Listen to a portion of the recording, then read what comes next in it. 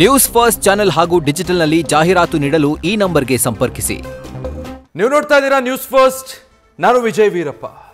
ಹಾಸನದ ಮೊಸಳೆ ಹೊಸಳ್ಳಿ ಬಳಿ ಭೀಕರ ಘನಘೋರ ದುರಂತ ನಡೆದು ಹೋಗಿದೆ. ಗಣೇಶನನ್ನ ವಿಸರ್ಜನೆ ಮಾಡೋದಕ್ಕೆ ಅಂತ ಯುವಕರು ಕುಣಿದು ಕುಪ್ಪಳಿಸ್ತಾ ಹೊರಡ್ತಿದ್ದ ಸಂದರ್ಭದಲ್ಲಿ ಸಂಭ್ರಮ ಸೂತಕ ಆಗಿ ಬದಲಾಗಿ ಹೋಗಿದೆ.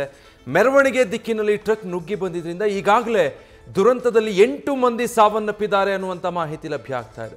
ಆ ಬಗ್ಗೆ ಇನ್ನಷ್ಟು ಡೀಟೇಲ್ಸ್ ನಿಮ್ಮ ಮುಂದೆ ಇಡ್ತಾ ಹೋಗ್ತೀವಿ. ಅದಕ್ಕೂ ಮುನ್ನ ಈ ಕ್ಷಣದ ಹೆಡ್ಲೈನ್ಸ್.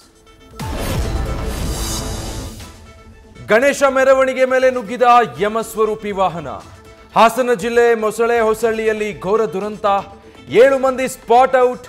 ಸಾವಿನ ಸಂಖ್ಯೆ ಮತ್ತಷ್ಟು ಹೆಚ್ಚಳವಾಗೋ ಸಾಧ್ಯತೆ.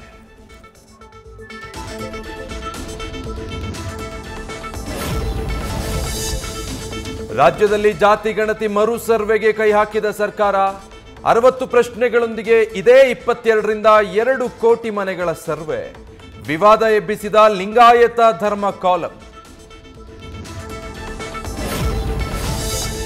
ಮದ್ದೂರಿನ ಕಿಡಿ ಆರುವ ಮೊದಲೇ ಮೊಸರಲ್ಲಿ ಕಲ್ಲು ಹುಡುಕಿದ ಸರ್ಕಾರ.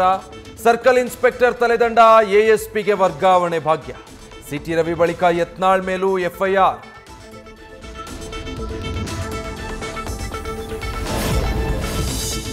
ಜೆನ್ಜಿ ದಂಗೆಯಲ್ಲಿ ಬೆಂದ ನೇಪಾಳದಲ್ಲಿ ಮಧ್ಯಂತರ ಸರ್ಕಾರ. ಹಂಗಾಮಿ ಪ್ರಧಾನಿಯಾಗಿ ಸುಶೀಲಾ ಕರ್ಕಿ ಪ್ರಮಾಣ ಸ್ವೀಕಾರ.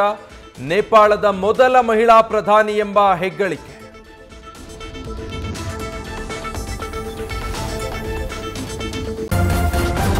ನ್ಯೂಸ್ ಫಸ್ಟ್ ನಿರ್ಭೀತಿಯಿಂದ ನಿಮ್ಮ ಪರವಾಗಿ.